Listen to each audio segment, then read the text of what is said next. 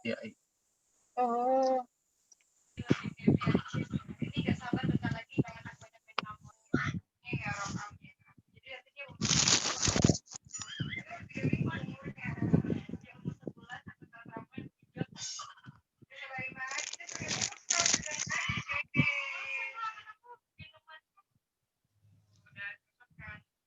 Jadi untuk moms and kids di rumah, inilah keponakan saya yang paling baru ya, hasil swab up.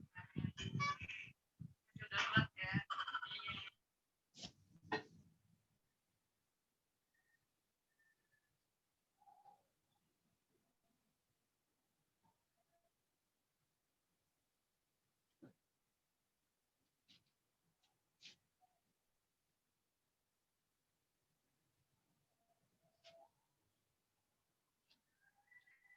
Pak Ferry, silakan dimulai.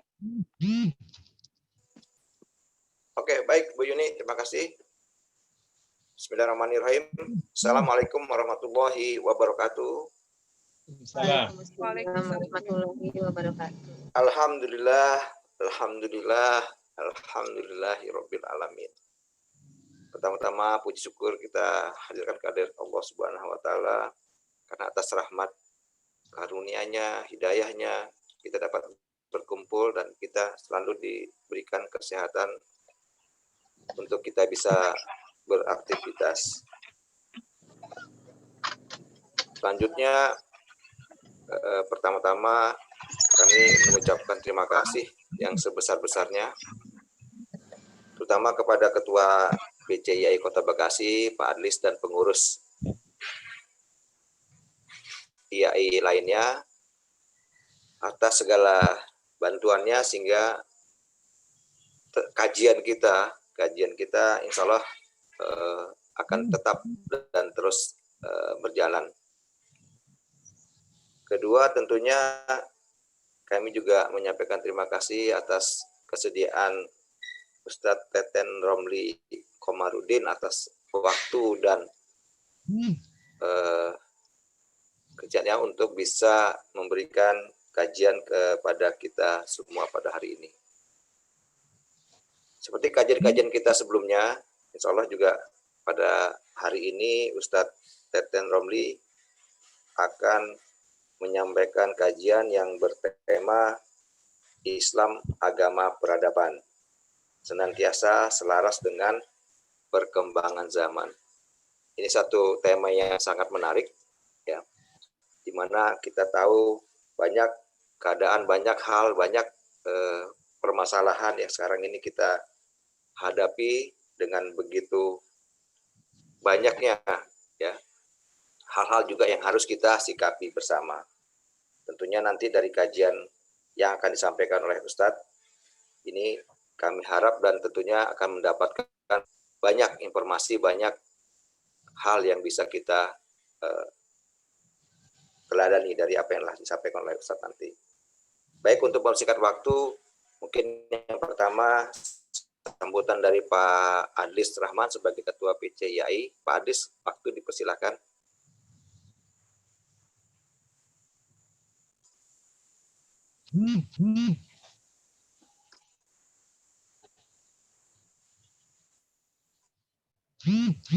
Pak Adlis.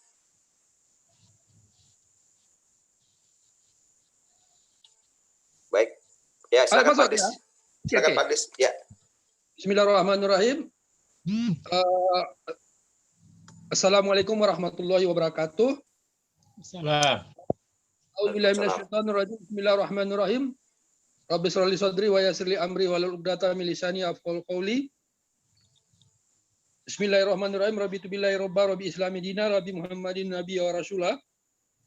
Puji syukur marilah sama-sama kita panjatkan kepada Rasulullah SWT atas limpahan rahmat karunia-Nya kita bisa melanjutkan kajian kita pada pagi sampai siang hari ini. Alhamdulillah dan terima kasih, apresiasi yang sebesar-besarnya kita ucapkan terima kasih kepada Ustadz Teten Romli yang berkenan untuk memberikan kajian kepada kita di Ikatan Apoteker Indonesia di Kota Bekasi. Mungkin sebagai informasi tambahan, Ustadz Teten kami ada 1.350 orang sebenarnya. Jadi mungkin 90-80%, 90% Muslim. Cuman yang anggota kajian ini baru 30, 40, 50 ya. Belum banyak Ustadz. Tapi ini kan memang berproses ya. Sudah berjalan kurang lebih 1 tahun, tapi memang inilah kalau bicara tentang kajian ya bervariasi lah apanya. Apa karena waktunya atau kesempatannya atau memang perhatiannya, walau alam lah. Mari sama-sama kita doakan supaya acara kajian-kajian berikutnya akan lebih banyak lagi yang bisa ikut. Dan terima kasih kepada apoteker Ferry Diar Alimar ya sebagai moderator pada pagi dan siang ini. Mudah-mudahan nanti apa yang kita terima dari Ustadz nanti bisa kita camkan baik-baik dan juga bisa jadi kajian-kajian kita berikutnya. Karena ini saya lihat ini temanya cukup berat Ibu, Pak Ustadz ya. Islam agama peradaban senantiasa selaras dengan perkembangan zaman. Jadi mungkin ini kalau kita salah-salah menerjemahkan seolah-olah Islam ini bisa menyesuaikan diri dengan situasi bagaimana aja gitu. Jadi jangan salah penafsiran. Barangkali itu Ustadz yang bisa menjelaskan ke kita.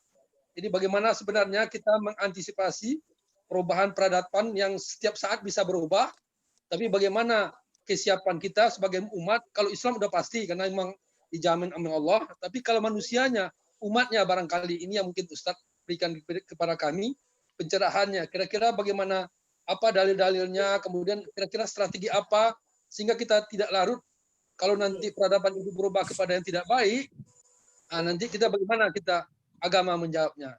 Saya kira inilah yang paling penting kami dapatkan dari Ustadz. Karena gambaran Ustadz dari 1.350 orang anggota kita, rata-rata semuanya apoteker, bekerja di apotek, bekerja di rumah sakit, bekerja di distributor obat, bekerja di beberapa instansi pemerintah.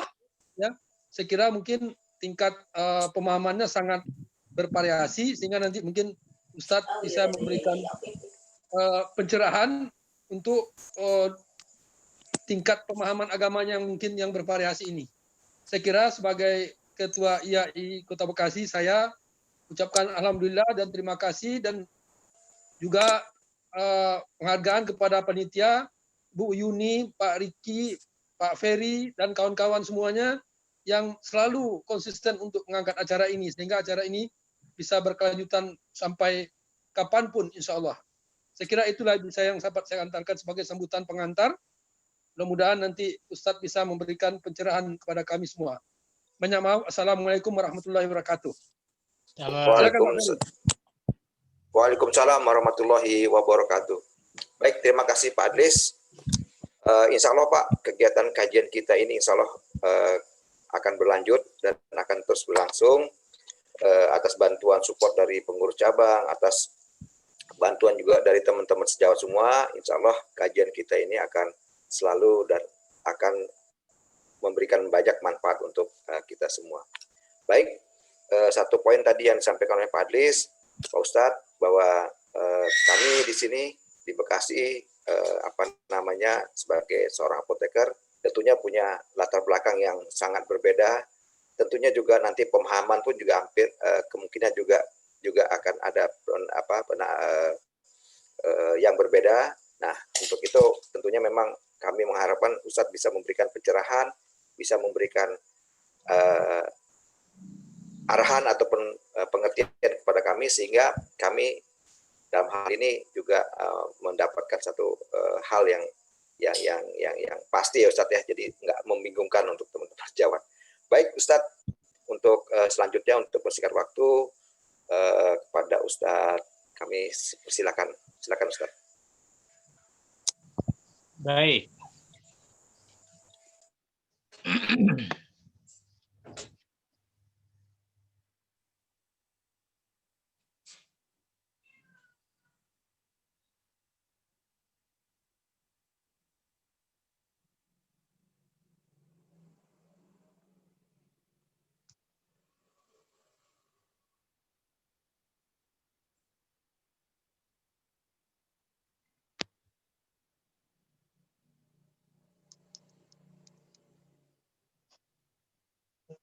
Delay, Ustadz.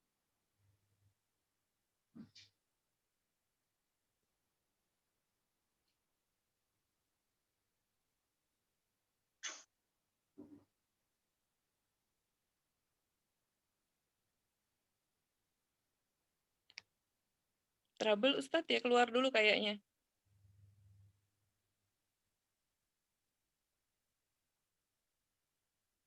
Apa mungkin sinyalnya, Bu? Iya, kayaknya sinyalnya Ustadz keluar dulu. Sinyalnya sih tadi, nah itu Ustadz udah datang tuh. Kenapa, Pak? Ya, lanjut Pak Ustadz. Tadi hilang. Iya, sinyalnya mungkin Ustadz. Baik. Ulangi. Innal hamdalillah nahmaduhu wa nasta'inuhu wa nastaghfiruh wa na'udzu billahi min syururi anfusina wa min sayyiati a'malina. May yahdihillahu fala mudhillalah wa may yudlilhu fala hadiyalah. Sama dirimu apa aja? Allahumma sholli ala Muhammadin wa ala ali Muhammad kama shallaita ala Ibrahim wa ala ali Ibrahim wa barik ala Muhammadin wa ala ali Muhammad kama barakta ala Ibrahim wa ala ali Ibrahim fil alamina innaka Hamidum Majid. Asyhadu an la ilaha illallah wahdahu la syarikalah wa asyhadu anna Muhammadan abduhu wa rasuluh la nabiyya wa la rasula ba'dah amma ba'du. Sauqaddimu lakum bi tahiyatil Islam tahiyatan mubarakah. Assalamualaikum warahmatullahi wabarakatuh. Waalaikumsalam warahmatullahi wabarakatuh. Ikhwani fiddin a'azakumullah. Jamaah kajian duha yang sama-sama mengharapkan ridho dan magfirah Allah. Kita termasuk umat Rasulullah Shallallahu Alaihi Wasallam yang tentunya patut bersyukur karena Allah takdirkan kita pada suatu zaman, pada suatu era yang kita tidak peduli tentang era apa yang sedang Allah anugerahkan untuk kita, kondisi apa yang sedang Allah ujikan untuk kita. Namun, ini sudah menjadi takdir sejarah bahwa Allah Rabbuna Tabaraka wa Ta'ala memberikan kepercayaan penuh kepada kita umat Rasulullah yang hidup di abad ini, yang hidup di zaman ini, untuk berada dalam posisi peradaban yang sama-sama kita rasakan, peradaban yang sama-sama kita perhatikan, peradaban yang sama-sama kita alami bersama seperti ini. Dalam makna bahwa Allah Rabbuna Tabaraka wa Ta'ala pada dasarnya Islam adalah satu agama yang senantiasa akan hidup. Agama rahmatan lil alamin. Agama yang berlaku untuk segenap alam semesta. Solihun likulli zamanin wa makanin. Suatu agama peradaban yang akan sesuai dengan situasi dan kondisi apapun.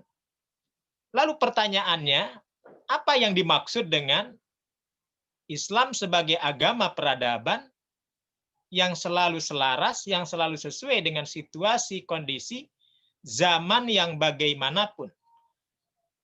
Oleh karena itu, perlu kita memberikan tafsiran-tafsiran bagaimana Islam mengajarkan pendekatan apa yang harus kita gunakan di dalam menafsirkan peradaban ini.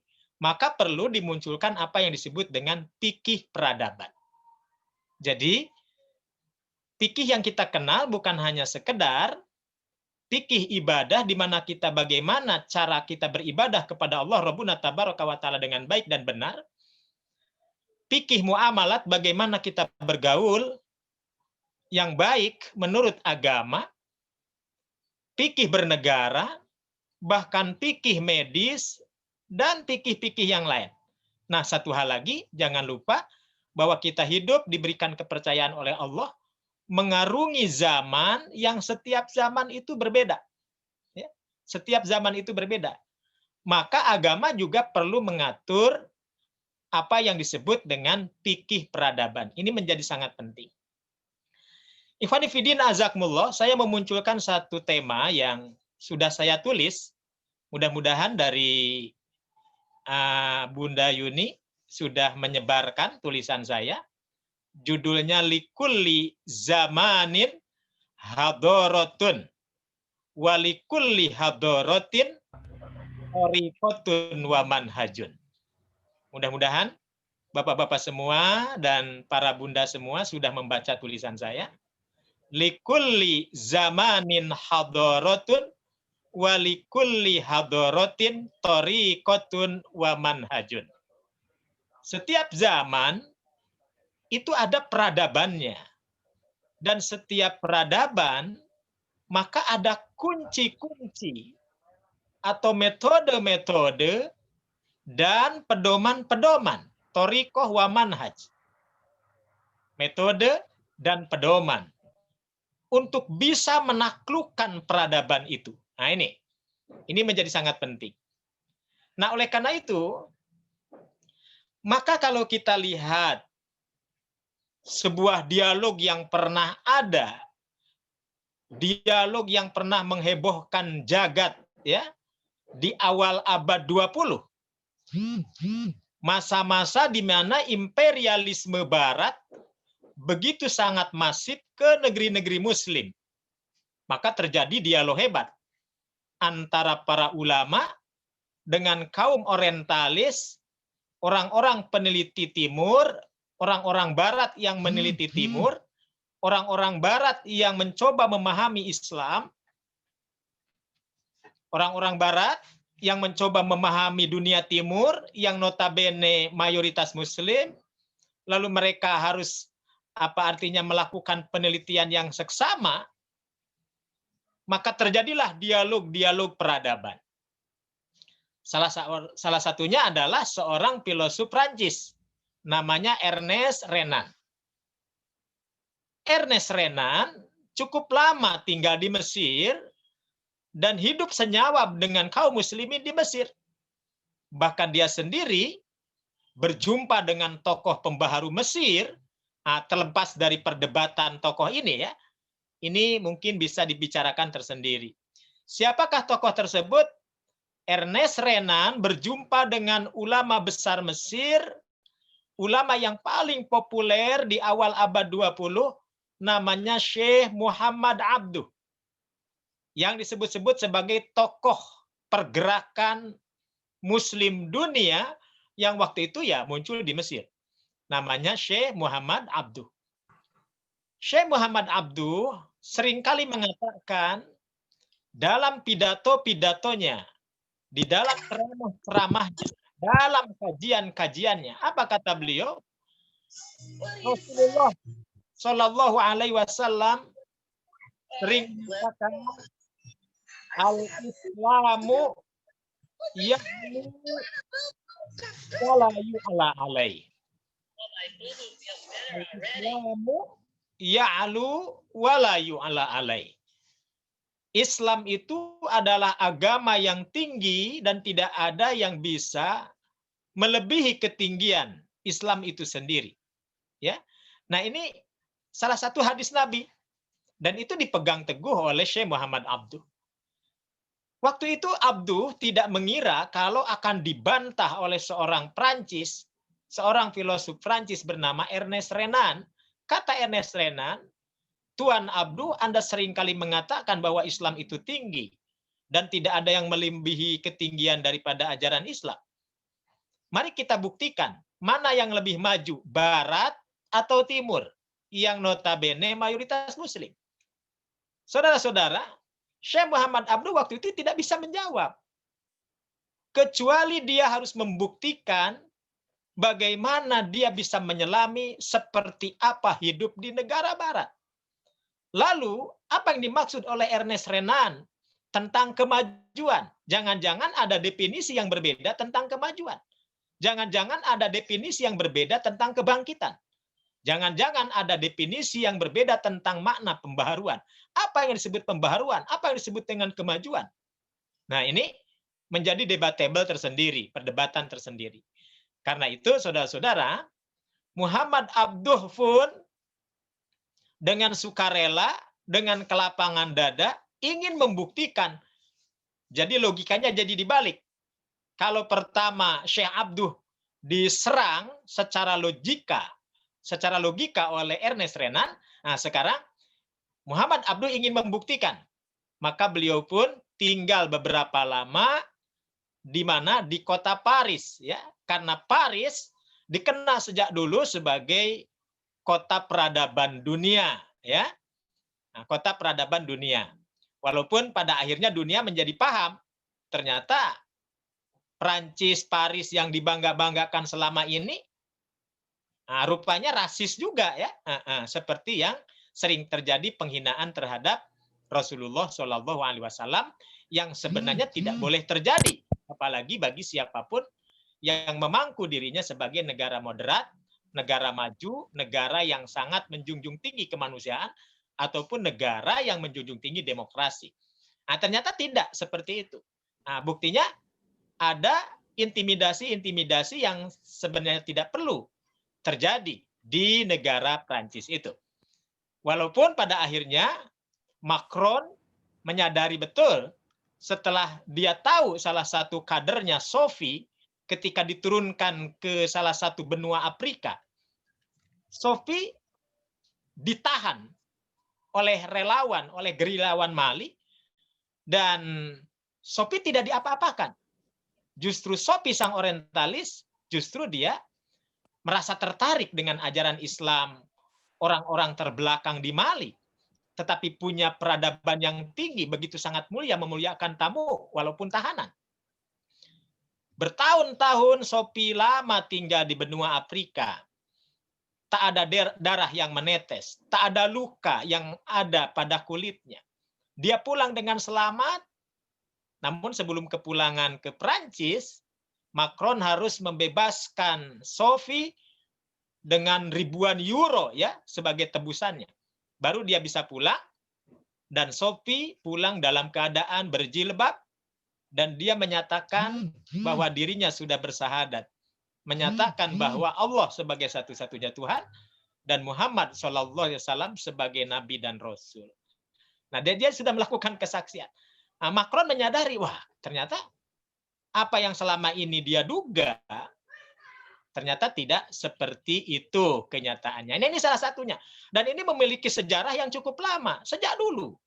Nah, dulu Ernest Renan melakukan dialog dengan Abduh di Mesir. Nah, jadi, maka tak lama kemudian, Abduh pun melakukan penelitian, pengkajian, menyelami kehidupan di Paris, maka timbul satu kesimpulan.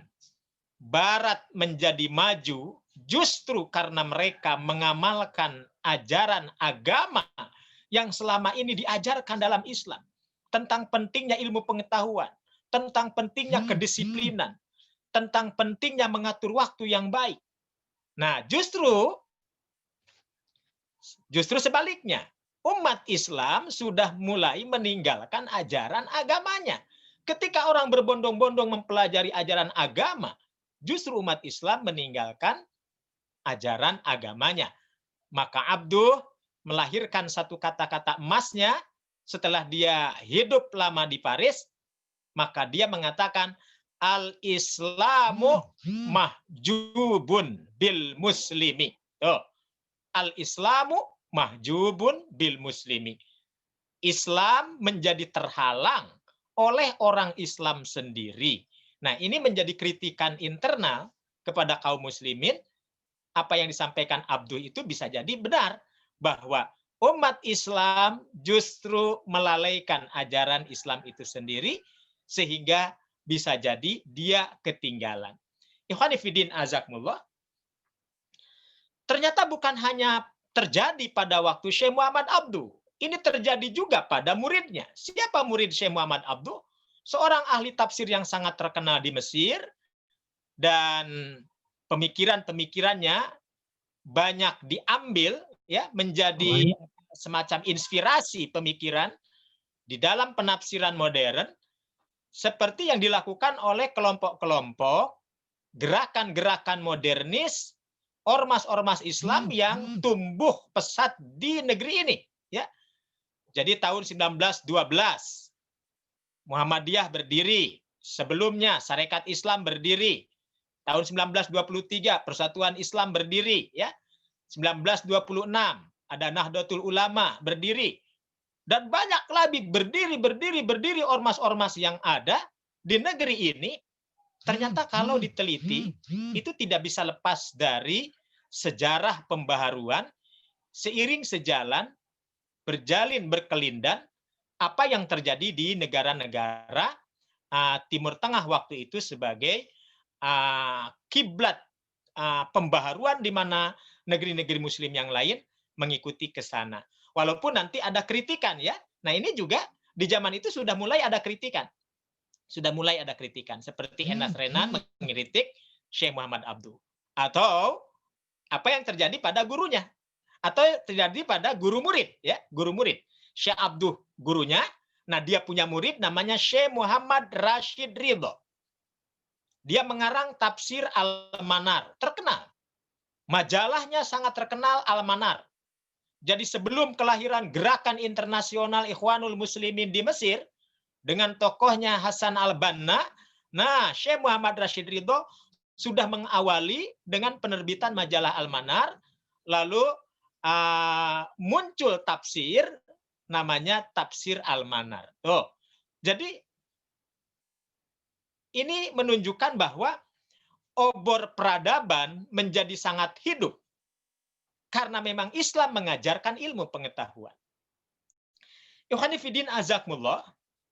Oleh karena itu, maka sebenarnya al-Islamu dinun hadaratun, Islam itu agama peradaban, solihun likulli zamanin wa makanin. Nah, makanya Syekh Rashid Ridho menegaskan itu. Islam adalah agama peradaban yang senantiasa selaras sesuai dengan situasi dan kondisi apapun. Jadi, kalau pada suatu kondisi ataupun suatu suatu zaman di mana kita bisa merasakan ada ketimpangan, lalu bagaimana peran agama hidup di dalamnya? Ketika ada ketidakseimbangan, itu sudah pasti. Yang salah bukan agamanya, ya. Yang salah bukan agamanya. Yang salah bukan ajaran agamanya. Tetapi yang salah itu pelaku-pelaku orang yang menyatakan sebagai orang yang beragamanya. Karena itulah Muhammad Abduh tadi menyebutkan al-Islamu mahjubun bil muslimi. Islam menjadi terhalang, terhijab oleh umat Islam itu sendiri. Ikhwani fiddin azakumullah. Mari kita lihat. Kalau Belanda pernah menjajah negeri ini, mereka hanya mampu bertahan 350 tahun. 3,5 abad. Ya. Bayangkan, bandingkan bagaimana kejayaan kaum muslimin sejak kaum muslimin melebarkan sayapnya ke daratan Eropa. Bahkan mendirikan berbagai kesultanan-kesultanan di masa keemasan Eropa Muslim. Ada Granada, ya, ada Andalusia, ya. Walaupun di samping mereka ada juga yang lainnya. Ada Lisabon, ada Barcelona, ada Aragon. Tapi kerajaan-kerajaan Eropa tahu bahwa Islam datang di Eropa dengan menjunjung tinggi ilmu pengetahuan dan peradaban, sehingga obor peradaban lahir di Eropa. Banyak ulama-ulama yang lahir di Eropa. Ulama-ulama tafsir yang selama ini kita kenal dari Madinah, dari Mesir, dari Damaskus, ya, dari Saudi Arabia, pada masa keemasan di mana Kesultanan Eropa, justru ulama-ulama, ilmuwan-ilmuwan lahir bukan hanya di Jazirah Arab, tetapi juga ulama-ulama hebat lahir di Eropa. Para asatidz, para masyayikh, ya, seringkali mengutip kitab tafsir, tafsir Al-Qurtubi. Kenapa disebut tafsir Al-Qurtubi, Pak? Disebut tafsir Al-Qurtubi karena memang ulama tersebut lahir di Cordova. Oh. Karena dulu kalau menyebut ulama, menyebut ilmuwan, menyebut tokoh itu nama kelahirannya. Maka disebut Al-Qurtubi. Tafsirnya Al-Tafsir Al-Qurtubi. Ya. Terkenal tafsir Al-Qurtubi. Itu orang Cordova. Muncul seorang ulama fikih hebat. Keluarga kerajaan. Keluarga keraton. Anaknya hakim agung. Anaknya tampil menjadi ulama fikih terkenal. Ulama fikih terkenal dari Eropa itu bernama Imam Ibnu Hazm. Kitabnya Al-Muhalla maka dikenal dengan Imam Ibnu Hazm. Lalu beliau menulis kitab yang sangat bagus. Di samping kitab Al-Muhalla, kitab fikih, dia juga menulis kitab akidah. Kitab akidah. Namanya Al-Fisal fil Milal wal Ahwa wan Nihal. Dia juga menulis kitab sastra, Tukul Hamama, dan lain sebagainya. Banyak sekali. Nah, di samping ulama-ulama lain. Ada ulama lahir di Granada. Ya. Siapa namanya? Al-Imam Asy-Syatibi Al-Garanuti. Kitab-kitabnya dikaji dalam berbagai lintas majelis ilmu di negeri ini. Alkitab namanya Al-I'tisam. Al-I'tisam ilal kitabi was sunnah. Itu kitab disusun oleh seorang ulama yang lahir di Granada. Tuh. Makanya disebut Al-Imam As-Syatibi Al-Garanuti. Tuh. Kalau lahirnya di Mesir, Al-Misri, ya. Kalau lahirnya di Mesirnya di provinsi Asyut, maka dikenal Imam As-Suyuti. Tuh. Seperti Ibnu Katsir, lahirnya di mana? Di Damaskus. Maka dia dikenal dengan Abul Fida Ibnu Katsir Ad-Dimaski. Tuh. Lahir lagi imam ahli hadis. Imam Ibnu Rajab Al-Hambali. Kemudian Al-Imam An-Nawawi. Dikatakan An-Nawawi karena dia lahir di negeri Nawa. Provinsi Nawa ada di mana? Di Syria. Maka dia disebut An-Nawawi. Tuh. Jadi kita pun sama. Kalau kita jadi ilmuwan, kalau kita jadi ahli ilmu, kita lahir di Betawi, maka dulu ada ulama fikih dari Betawi, namanya Syekh Al-Batawi. Ya. Kemudian lahir di Banten, ada Syekh Nawawi Al-Bantani. Tuh. Lahir di Minangkabau, ada namanya Syekh Ahmad Khotib Al-Minangkabawi. Kalau lahirnya di Garut, ya Al-Goruti ya. Nah, jadi kalau lahirnya di Bekasi, Al-Bikasi. Sama seperti Imam Al-Bukhari. Kenapa disebut Imam Al-Bukhari? Padahal namanya Muhammad bin Ismail. Karena dia lahir di negeri Bukhara. Di mana negeri Bukhara? Salah satu provinsi yang ada di Rusia. Yang waktu itu Uni Soviet.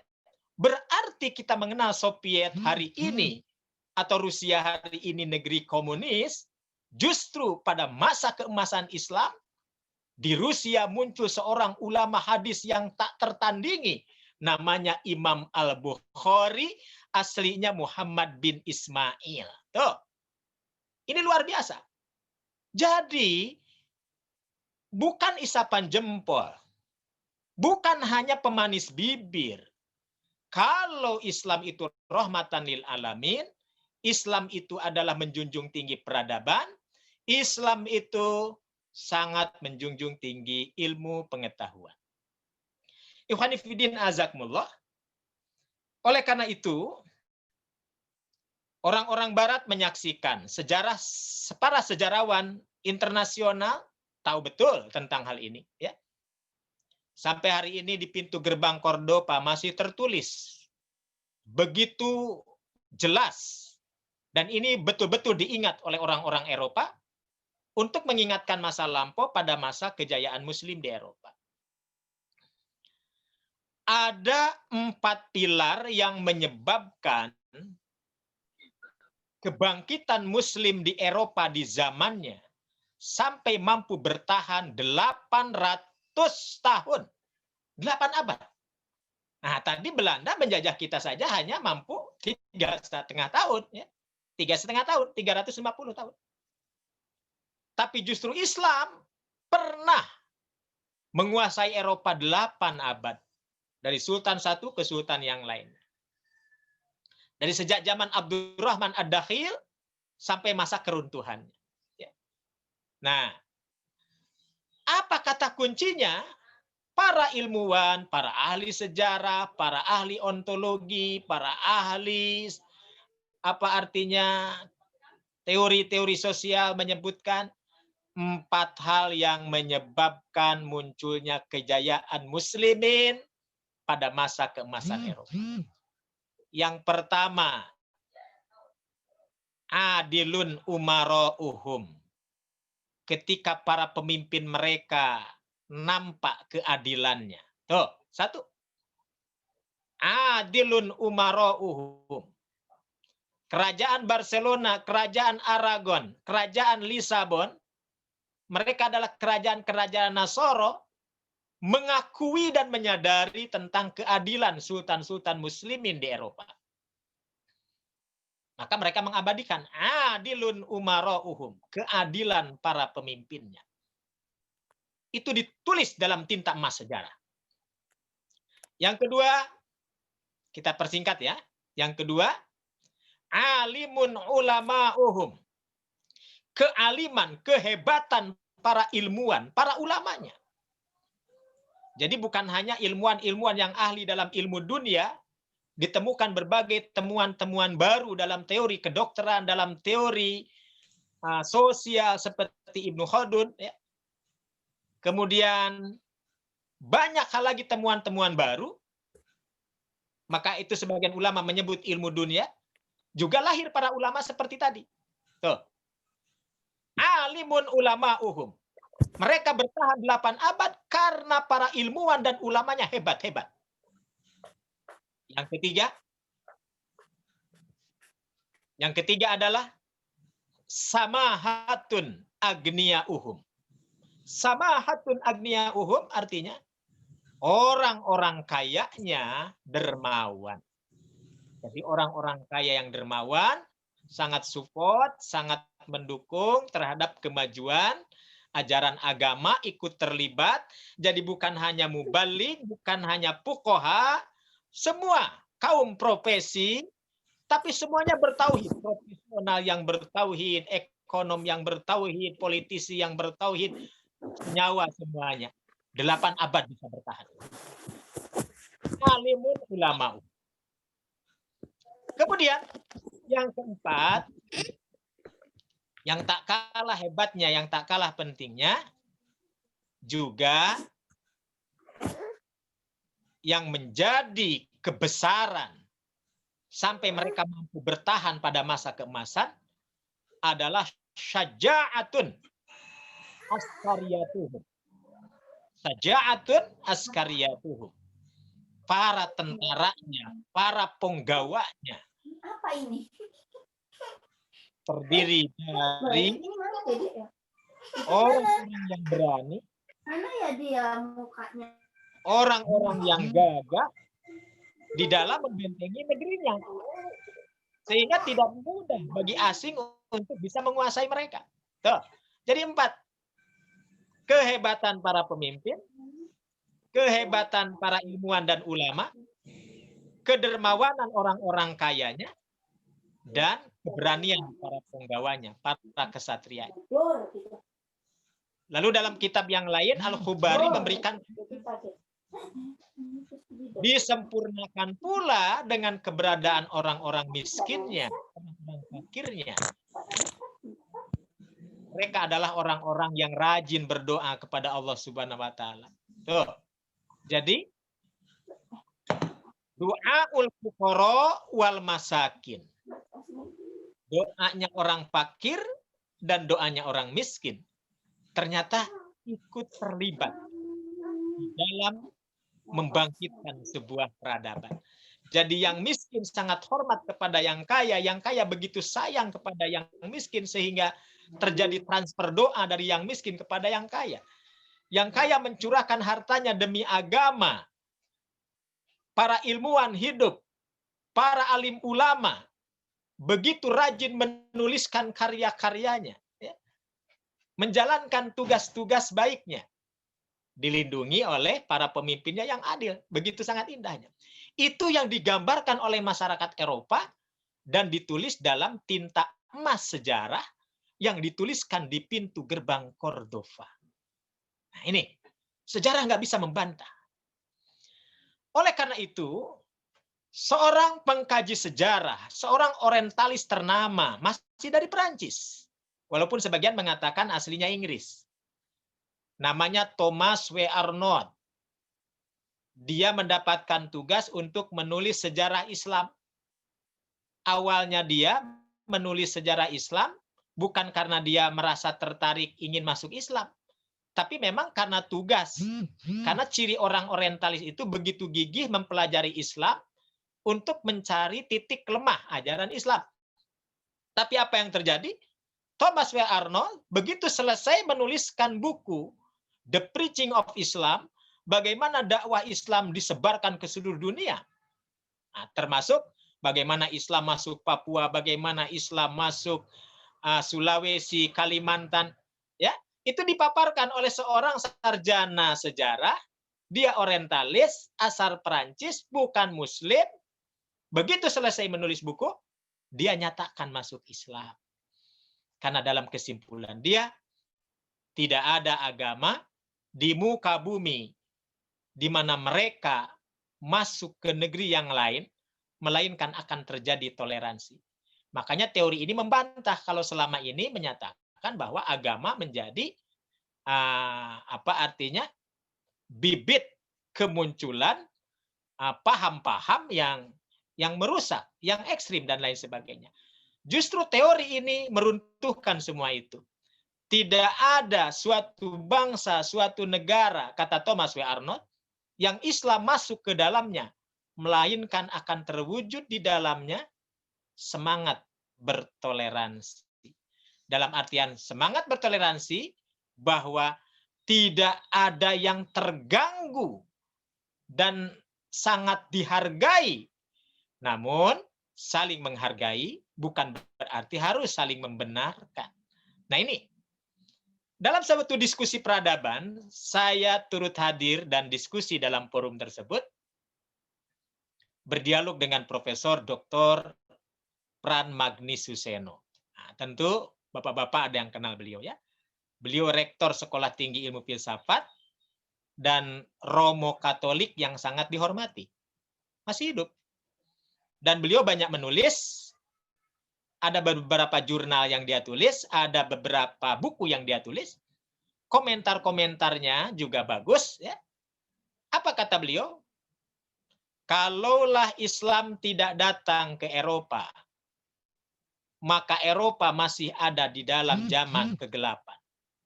Nah, lalu dia terangkan, apa saja yang membuat Eropa maju seperti kini di awal-awal masa perintisan pencerahannya, nah, diterangkan bagaimana keterlibatan ulama dan ilmuwan-ilmuwan muslim di sana. Maka ketika saya mengatakan kepada beliau, kata saya, Romo Profesor, sepertinya yang saya baca dalam jurnal, dalam buku, majalah, ataupun apa saja yang beliau komentarkan, saya katakan, Profesor sangat simpatik terhadap ajaran Islam. Tanpa mengurangi rasa hormat, kata saya, apakah Profesor punya keinginan, punya minat, punya bisikan hati untuk menyatakan diri masuk Islam? Kata saya begitu, sambil seloroh ya. Nah, ternyata apa jawab beliau? Saudara Romli, pertanyaan saudara ini merupakan pertanyaan kedua kalinya yang saya alami ketika saya menghadapi pertanyaan seminar di Yogyakarta, kata beliau.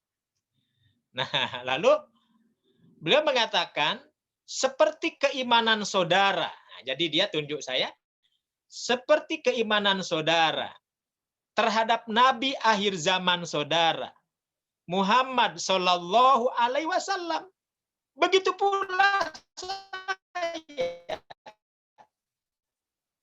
saya sudah terpatri hati, terbajak jiwa untuk mengimani bahwa mengimani Kristus itu adalah sudah menjadi keimanan yang mendarah daging bagi diri saya. Saudara-saudara, apa artinya? Artinya adalah, maka tidak benar kalau ada ungkapan seluruh ajaran agama benar kalau diungkapkan oleh salah satu penganut ajaran agama. Ini tidak benar. Ya. Seorang muslim harus mengatakan bahwa ya yang benar adalah ajaran yang diajarkan Islam itu sendiri. Nah, seperti tadi Romo Pran Magnus Suseno berani mengatakan seperti itu. Ya. Padahal dia sangat menghargai sejarah Islam. Tetapi apa yang ada di dalam jiwanya tidak bisa dibohongi kalau dia mempercayai bahwa Kristus sebagai dasar keimanannya. Maka saya katakan dengan seloroh, apa Romo berminat masuk Islam? Nah, kan gitu. Baik, saudara-saudara, ini contoh kasus. Ya, contoh kasus. Artinya tidak mudah. Tidak mudah ya. Ketika kita berbicara dalam tataran yang apa artinya yang sesuai dengan keadaan yang dialami oleh masing-masing orang. Maka Islam sudah mengajarkan soal hidayah itu adalah urusan Allah. Kita menuntut ilmu seperti ini dalam rangka mencari pencerahan bagaimana supaya pintu-pintu kemuliaan, pintu-pintu hikmah menjadi terbuka. Melalui dasar apa? Ya bisa belajar melalui fikih, bisa belajar melalui sirah Nabi, bisa belajar melalui tauhid, bisa belajar melalui teori kedokteran, bisa belajar melalui ilmu apoteker dan lain sebagainya. Itu semua mengantarkan kepada ilmu Allah yang sangat luas. Maka dalam surat An-Nur, Allah sudah menyatakan begitu jelas, Allahu nurus samawati wal ardh. Allah itu cahaya yang menerangi langit dan bumi. Maka seorang ulama, Syekh Abdurrahman Nasir Sa'di, beliau mengatakan, kata Syekh Abdurrahman Sa'di, ilmu yang lahir dari wahyu, maksudnya dari Quran, dari hadis, maka itu disebut ilmu maqasid. Ilmu yang memiliki kejelasan maksud sebagai bekal seseorang bagaimana dia menghadap Allah kelak. Lalu ada ilmu yang Allah turunkan melalui akal manusia. Itulah disebut ilmu wasail. Ilmu media, ilmu perantara ketika dia hidup di dunia. Bagaimana menghidup suburkan bumi ini. Bagaimana menghidup suburkan dunia ini. Dengan ilmu pengetahuan. Maka disebut ilmu dunia. Tingginya gunung sekarang bisa diukur. Maka ada ilmu tentang gunung. Dalamnya lautan bisa diukur. Maka ada ilmu kelautan. Di lepas pantai ada minyak. Maka ada ilmu oseanologi. Bagaimana menerka kelautan, kemaritiman, dan lain sebagainya. Dalam dunia kedokteran, dalam dunia antariksa, melahirkan disiplin-disiplin ilmu, teori-teori ilmu, rumusan-rumusan ilmu. Itu ilmu dunia. Maka Islam mengajarkan tidak pernah ada dikotomi mana ilmu agama dan mana ilmu dunia. Maka di zaman Abu Hamid Al-Ghazali muncul kesimpulan, kalau begitu kata Abu Hamid Al-Ghazali, menuntut ilmu agama hukumnya fardu ain, menuntut ilmu dunia hukumnya fardu kifayah. Nah, itu di zaman Abu Hamid Al-Ghazali. Para ulama hari ini, para ilmuwan hari ini mencoba mengkritisi lagi. Maka digubah kaedahnya. Mempelajari dasar-dasar ilmu agama dan dasar-dasar ilmu dunia hukumnya fardu ain. Nah, jadi ada perubahan. Tetapi untuk menjadi spesialisasi, spesifikasi terhadap ilmu-ilmu tertentu, contohnya jadi ahli tafsir, jadi ahli fikih, jadi ahli hadis, jadi ahli sirah, jadi ahli usuluddin. Nah, itu fardu kifayah. Tidak semua bisa jadi ulama. Sama seperti jadi spesialisasi dalam bidang kedokteran tertentu. Apoteker di bidang herbal, spesifik. Apoteker dalam bidang non-herbal, spesifik. Dokter khusus THT, spesifik. Nah, menjadi fardu kifayah. Menjadi fardu kifayah. Nah, ini kenapa definisi berubah? Karena likulli zamanin hadoroh. Setiap zaman ada peradabannya. Berubah. Nah, oleh karena itu, saudara-saudara, supaya kita ada ruang untuk diskusi, ya, kita selesaikan dulu apa yang saya sampaikan ini. Lalu, sebagian kalangan menyebutkan kita dalam posisi zaman yang mana hari ini. Jadi kalau saya membaca tulisan seorang ulama bernama Profesor Dr. Abdul Wahab Khalaf, bagaimana perjalanan dari waktu ke waktu, paling tidak minimalnya kita akan mengenal tahapan-tahapan zaman yang setiap era berbeda.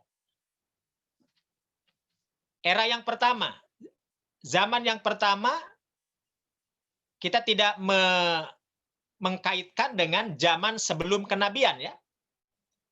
Zaman sebelum Nabi diutus. Nah, kita mulai dari zaman di mana Nabi diutus. Nah, ini disebut dengan zaman nubuwah. Zaman di mana Nabi hadir di tengah-tengah masyarakat langsung. Kalau ada perbedaan pendapat, Nabi langsung. Kalau umat bertanya, Nabi langsung menjawab. Kalau Nabi nggak bisa jawab, Nabi diam. Tunggu wahyu turun. Baru Nabi menjawab. Nah, ini zaman nubuwah. Dari zaman nubuwah, berangsur pindah menjadi nabinya sudah meninggal. Diganti oleh Khulafaur Rasyidin. Nah, ini zaman keemasan. Zaman Nabi itu zaman perintisan. Di zaman Khulafaur Rasyidin itu adalah zaman keemasan. Kenapa disebut zaman keemasan? Karena perilaku mereka mirip seperti Nabi masih ada di tengah-tengah mereka. Karena itu Al-Quranul Karim menyebut mereka as-sabiqunal awwalun. Generasi utama Islam yang pertama. Lalu mereka disebut khairun nas, sebaik-baiknya manusia. Atau khairul qurun, orang yang hidup pada 3 zaman keemasan. Seorang ulama dari Riyadh menyebutkan, Profesor Dr. Abdul Karim Al-Akal menyebut, kata beliau, mereka adalah al-qurunus salasah al-mufaddalah, 3 generasi yang diutamakan. Maka disebut zaman keemasan. Nah, setelah zaman keemasan, ada masa perkembangan. Di mana ajaran agama sudah kemana-mana. Menembus Eropa, ya, menembus Afrika, menembus Nusantara, menembus Asia secara umum, kemana-mana masa perkembangan. Maka dunia akan mengalami apa yang disebut dengan masa keruntuhan, masa kejatuhan, masa keterpurukan. Dr. Hasan Hijazi, seorang analis yang sangat luar biasa dalam mengkaji tokoh-tokoh, beliau mengatakan, masa keemasan ditandai dengan maraknya obor peradaban. Obor peradaban ditandai dengan kegiatan tulis-menulis, literasi yang marak. Para ulamanya begitu rajin menulis. Para ahli ilmu pengetahuannya begitu rajin menuangkan apa yang ada dalam pikirannya. Sehingga budaya literasi menjadi obor peradaban. Matinya literasi berarti matinya peradaban. Nah, ini menarik. Nah, oleh karena itu, saudara-saudara, kenapa ada istilah dibedakan oleh para ahli, di antaranya Dr. Efat Sarkowi. Dr. Efat Sarkowi mengatakan, ketika kita berbicara sejarah, hanya sekedar menceritakan tanggal. Kapan tanggal lahir, kapan tanggal meninggal, kapan tanggal berdiri, kapan tanggal runtuh, itu disebut tarikh. Hanya tarikh saja. Jadi tarikh itu artinya tanggal. Tapi ketika seseorang berbicara tentang bentangan peristiwa demi peristiwa dari zaman ke zaman, namanya bukan tarikh lagi, Pak. Namanya siroh. Saro ya sirotan artinya perjalanan. Jadi yang dikaji bukan hanya tanggal, tapi perjalanan. Berbagai peristiwa yang ada di dalamnya. Dan Al-Quran sudah mengisyaratkan bahwa itu semua harus dipelajari oleh kaum muslimin. Yang ketiga, ketika sejarah berbicara tentang apa yang bisa kita lihat. Apa benar Nabi Ibrahim membangun Ka'bah? Bagaimana Hajar Aswad diberikan rumah, lalu muncul Ka'bah. Ya, Ka'bah ada di tengah Masjidil Haram. Adakah itu semua? Ada. Buktinya apa? Hajar Aswad sampai hari ini ada. Maka keberadaan Hajar Aswad dengan Ka'bahnya itu disebut hadoroh, peradaban. Tuh. Jadi hadoroh itu artinya hadir. Sesuatu yang hadir bisa dilihat. Sama seperti kita mempercayai, benarkah Majapahit itu ada? Benarkah Singosari itu ada? Benarkah kerajaan Lumajang itu ada? Benarkah Pajajaran itu ada? Maka para ahli membuktikannya dengan peninggalannya. Nah, itu peradaban. Dan yang keempat, kita bisa memahami sebuah konteks sejarah itu dilihat dari tradisi budaya yang berlaku. Maka itu disebut sakofah. Maka seringkali sakofah dimaknai dengan wawasan. Sakofah Islamnya artinya wawasan Islam. Benarkah dalam Islam ada ahli sosiologi? Benar. Siapakah gerangan? Ibnu Khaldun. Mana buktinya? Ada kitabnya. Muqaddimah Ibnu Khaldun diakui di seluruh dunia sebagai kitab yang paling hebat dalam mengupas sosiologi. Nah, ini peradaban, bisa dilihat. Terlepas dari perdebatan siapa Ibnu Sina, seorang tokoh medis, ya. Terlepas dari cara pandang berpikir falsafatnya, terlepas dari cara pandang bagaimana dia memahami tauhid yang dikritik oleh para ulama, tapi yang jelas dia sudah melahirkan kitab Al-Qanun, dia sudah melahirkan kitab As-Sifa yang menjadi rujukan sebagai panduan medis waktu itu. Nah, jadi ini hidupnya peradaban. Bagaimana kita bisa melihat, benar nggak Imam Nawawi ngarang kitab? Ada buktinya, ada kitabnya. Benar nggak tokoh-tokoh kita pernah menulis tentang ensiklopedia tentang Islam? Ada bukunya. Nah, kan itu. Ini peradaban. Apa yang kita lakukan hari ini, bagaimana kita mencermin kepada orang-orang yang kita jadikan idola, jadikan panutan. Seperti begini ibadah yang benar, seperti begini ibadah yang sunnah, dan lain sebagainya. Maka budaya ilmu harus terus tertradisikan dengan baik, sehingga sakofah, wawasan keislaman umat pun menjadi duduk dan menjadi baik pula. Makanya kita jangan sampai kalah dengan negeri jiran Malaysia. Di Malaysia, menurut rekan-rekan di Malaysia, kami wajib mempelajari tokoh-tokoh. Tuh. Sementara tokoh-tokoh yang dikaji bukan hanya tokoh-tokoh Malaysia. Yang dikaji oleh mereka justru Allah yarham Dr. Muhammad Natsir. Yang dikaji oleh mereka Buya Hamka. Yang dikaji oleh mereka Profesor T.M. Asbi As-Siddiqi. Profesor Muhammad Rashidi. Sampai-sampai lahir di tengah-tengah mereka seorang profesor asli Bogor, tapi lebih senang tinggal di sana. Profesor Dr. Syed Najib Al-Atas, yang dikenal tokoh pembaharuan pendidikan Muslim internasional. Aslinya Bogor, tapi dia lebih dikenal sebagai pemikir Kuala Lumpur, karena memang dia besar di sana.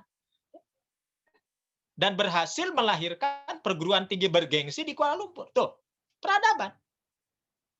Jadi saudara-saudara, maka ketika kita bicara sejarah, dari aspek mana? Hanya sekedar tanggal? Apa masuk dalam peristiwa-peristiwa yang dilaluinya? Perjalanannya? Termasuk peradaban yang bisa dilihat oleh kita? Ataupun wawasan yang bisa kita rasakan? Yang terakhir, saudara-saudara, jadi untuk memotret sebuah perjalanan peradaban, saya simpulkan minimalnya 3 pendekatan. Pendekatan yang pertama, pendekatan Qur'aniyah. Itu sudah pasti. Ya. Bagaimana Al-Quran bicara tentang peradaban. Bagaimana Al-Quran mengajarkan pentingnya hidup optimisme. Karena pada akhirnya kita ini memilih dua. Mau optimis atau pesimis, kan begitu. Seperti pandemi yang kita alami hari ini. Kita tidak tahu apa yang terjadi pasca pandemi yang hebat ini. Apa kita mau optimis atau pesimis? Nah, ini penting. Fikih peradaban harus bisa mengarahkan umat manusia pada sampai posisi level yang sangat optimis. Walaupun kenyataan di hadapan kita, banyak orang yang sakit, banyak orang yang meninggal, orang yang kita kasihani, yang kita kasihi lebih duluan, karena penyakit ini hebat dan lain sebagainya. Tapi di sisi lain Allah menunjukkan ilmu-ilmu baru yang kita tidak pernah menyadari dari sebelumnya. Bahkan kita tidak pernah mempersiapkan apa yang sebenarnya bakal terjadi setelah COVID-19 ini. Apakah kita sudah merancang fikih peradaban pasca COVID? Itu ini persoalan. Ini tantangan hebat bagi dunia medis, tantangan hebat bagi dunia pengobatan dan lain sebagainya. Tapi dengan sendirinya Allah sedang memberikan bimbingan kepada kita secara tidak langsung bagaimana kita bisa melahirkan sebuah peradaban. Ini kita lihat pada kenyataannya masjid-masjid kita, ya, masjid-masjid kita lihat hari ini. Bagaimana kok sholat bisa berjarak? Bagaimana sholat Jumat bisa di rumah? Bagaimana fatwa ini, fatwa itu, dan lain sebagainya. Nah, ini tak terduga dari sebelumnya. Bagaimana Islam memahami konsepsi peradaban? Nah, ini. Maka muncul kaidah tagoyurul ahkam bitagoyuril ajman. Hukum substansinya tetap tidak berubah. Akan tetapi bagaimana cara orang menyimpulkan hukum, itu memerlukan kaedah-kaedah yang mumpuni, di mana agama tetap tegak, tetapi bagaimana orang memahami suatu konsepsi hukum, di samping mengimani, tetapi orang harus percaya atas dasar intelektual yang tidak dipaksakan, dalam artian rasional. Di satu sisi rasionalisme itu ada sesuatu yang memang harus hati-hati, tapi di sisi lain ada juga yang memang kita harus rasional. Nah, ini tantangan peradaban. Nah, pendekatan Qur'aniyah mengajarkan seperti itu. Bagaimana kaum muslimin dimenangkan oleh Allah dalam perang Badar. Gegap gempita kemenangan kaum muslimin. Tiba-tiba Allah uji di perang Uhud, kalah. Apa yang dilakukan oleh kaum muslimin? Mengambil hikmah dari kekalahan. Setelah itu menang lagi. Nah, ini. Al-Quran mengajarkan kepada kita bahwa ternyata Allah menguji suatu saat menang, suatu saat kalah. Suatu saat berjaya, suatu saat runtuh. Maka ketika kita belum siap dengan kekecewaan, karena manajemen kecewa, fikih kecewanya belum dipelajari, wah, bisa berbahaya. Andaikan kaum muslimin tidak bisa menenangkan umatnya, maka yang terjadi adalah tentu, ya, banyak orang yang stres, banyak orang yang depresi, ya, kegoncangan jiwa dan lain sebagainya. Seperti yang kita alami hari ini tentu. Makanya wajar para ahli medis muslim mengatakan menjaga ketertiban, keamanan, dan kenyamanan masyarakat itu jauh lebih diutamakan ketimbang mengobati itu sendiri. Tuh. Dalam bahasa usul fikihnya, darul mafasid muqaddamun ala jalbil masalih. Bahwa ada hal-hal yang harus prioritas. Bagaimana masyarakat tidak gaduh, bagaimana masyarakat tidak chaos, bagaimana masyarakat tetap tenang, tidak panik menghadapi berbagai persoalan. Ini perlu pikih-pikih tersendiri yang tidak bisa lepas dari bagaimana kita mampu membaca peradaban yang tengah berlaku di hadapan kita. Yang kedua khobar nabawiyah, ya. Khobar nabawiyah. Berita kenabian. Seperti yang tadi dijelaskan bahwa suatu masa kata Nabi ada yang di mana aku hidup di sana. Nanti akan berubah menjadi suatu masa aku sudah tidak ada, lalu pengganti-penggantiku yang akan memimpin bumi ini, para khulafaur rasyidin. Tapi ingat kata Nabi, suatu saat kalian akan menghadapi model-model raja-raja. Raja-raja yang menggigit. Raja-raja yang semau-maunya. Nah, Nabi sudah mengingatkan. Bahkan Nabi mengingatkan akan muncul para pengkhianat-pengkhianat tuh. Jadi ini pelajaran khobar nabawiyah.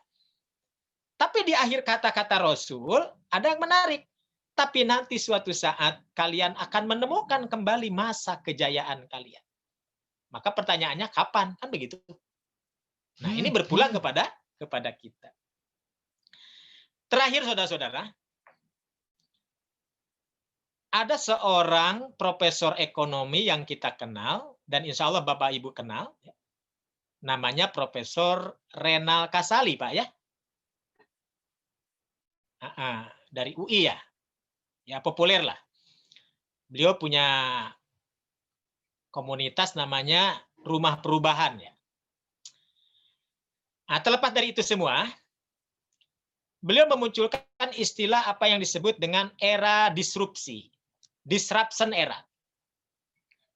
Dibuka buku-buku kamus, apa itu disruption era?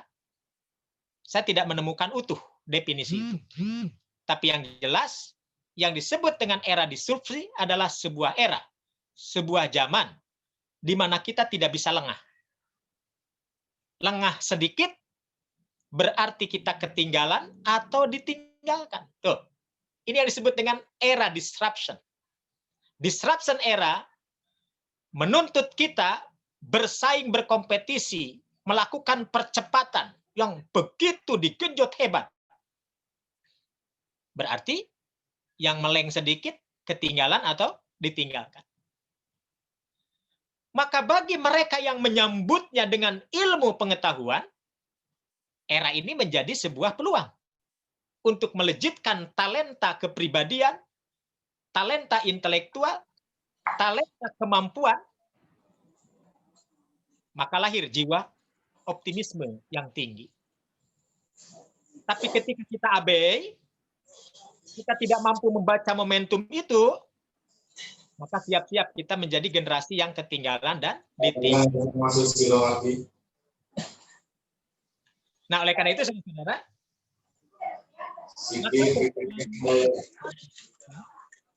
berpulang kepada kita, apakah kita menjadi bagian dari barisan mazhab optimis atau menjadi bagian dari kerumunan semuanya berpulang kepada kita, bagaimana kita mampu menaklukkan peradaban tersebut. Allah Tabaraka wa Ta'ala menyebutkan di dalam ayatnya, ayamu nudawiluha bainan nas. Demikian Allah putarkan hari demi hari, zaman demi zaman. Lalu Nabi menekankan ana zaman qadistadaro, zaman terus berubah, zaman terus berputar. Sehingga era pancaroba, era perubahan apapun, maka berpulang kepada kita semua. Mudah-mudahan Allah Rabbuna Tabaraka wa Ta'ala memberikan kekuatan kepada kita semua. Apapun yang terjadi, apapun yang kita alami, bahwa kita meyakini bahwa Allah di atas segalanya, dalam bimbingan Allah dan Rasul-Nya, kita akan menjadi orang-orang yang lulus sebagai penggawa-penggawa peradaban, penggawa-penggawa peradaban yang mendapatkan penilaian baik di sisi Allah Subhanahu wa Ta'ala. Saya pikir itu yang bisa saya sampaikan, kurang lebihnya mohon maaf. Wal afu minkum, aqulu qouli hadza wa astaghfirullah li wa lakum. Wassalamualaikum warahmatullahi wabarakatuh. Waalaikumsalam warahmatullahi wabarakatuh. Baik, kepada teman-teman sejawat semua yang mempunyai pertanyaan, silahkan untuk menyampaikan pertanyaan, bisa langsung ataupun melalui chat di grup. Baik, untuk sesi pertama, silakan ada yang mau bertanya.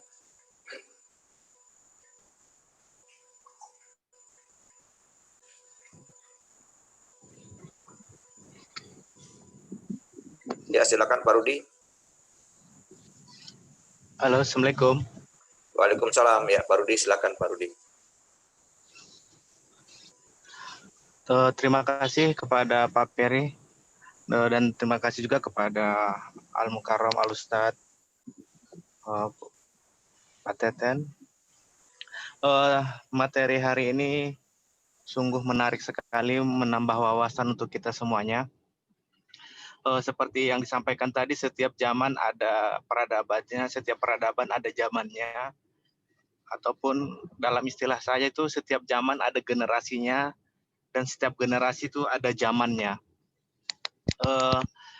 Zaman tadi dikatakan Al Ustadz akan terus berubah dan akan terus berputar gitu. Kita tidak bisa memastikan kapan ini berakhir atau tidak. Sering kita melihat atau mendengar seperti ada ustadz-ustadz akhir zaman gitu, seperti Ustadz Zulkifli Muhammad Ali yang tadi sudah dibagi zaman itu ada berapa dari proses kenabian atau sekarang udah masa-masa yang ini. Apakah zaman yang sekarang ini kita sudah masuk ke zaman yang terakhir ataupun bagaimana? Kita belum memahami lebih jelas ini Al Ustadz. Zaman yang sekarang ini yang kita alami sekarang ini apakah perubahan yang jauh dengan tingkah laku keagamaan kita yang kurang ataupun bagaimana? Karena jujur kita sibuk dengan duniawi kita, dengan adanya sekarang ini kita melihat momen-momen keagamaan yang sudah banyak dikurangi.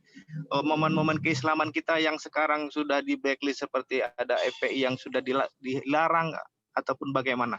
Apakah kekuatan Islam kita sudah berkurang atau bagaimana? Mungkin itu aja Al Ustadz. Assalamualaikum warahmatullahi wabarakatuh. Assalamualaikum warahmatullahi wabarakatuh. Silakan yang lain biar ditunjukkan dulu. Ya, silakan yang lain. Teman sejawat yang lain ada pertanyaan.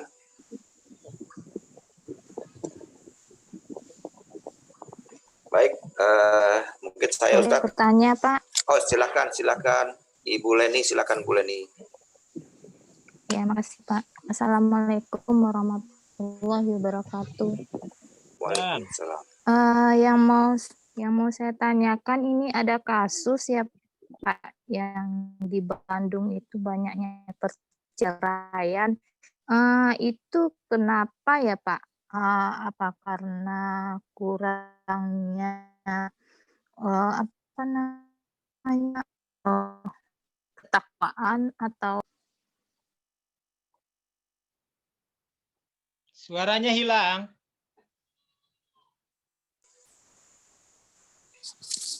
Ya, Bu Leni, bisa diulang lagi Bu Leni? ya Suaranya hilang. Putus Bu. Ya, sempat terputus. itu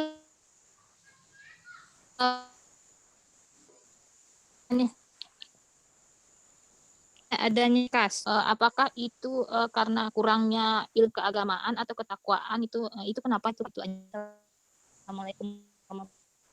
Waalaikumsalam warahmatullahi wabarakatuh. Ya, pertanyaan yang kedua tadi Ustadz, membandingkan kasus yang di Bandung, katanya banyak perceraian, apakah itu salah satu bentuk kekurangan ketakwaan kita atau seperti apa?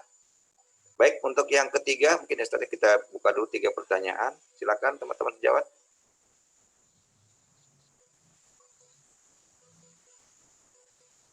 Ada yang mau bertanya untuk pertanyaan ketiga?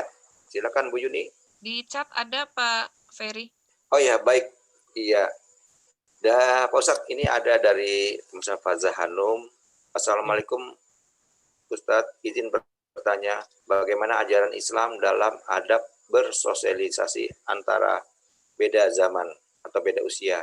Yang senior mencoba melebur, namun malah adab junior terhadap senior berkurang. Dan ini mungkin banyak juga kita temuin dalam pekerjaan ya Ustaz.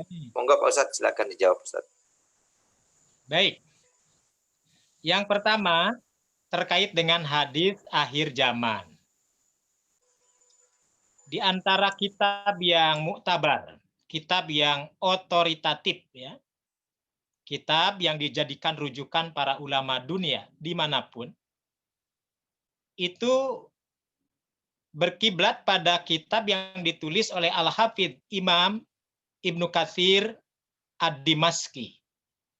Kitabnya 15 jilid, ya, yang menjelaskan tentang bagaimana Allah ciptakan bumi, bagaimana Allah ciptakan Adam alaihissalam, sampai perkembangan perjalanan bumi ini direkam betul oleh Ibnu Katsir sampai pada kiamat.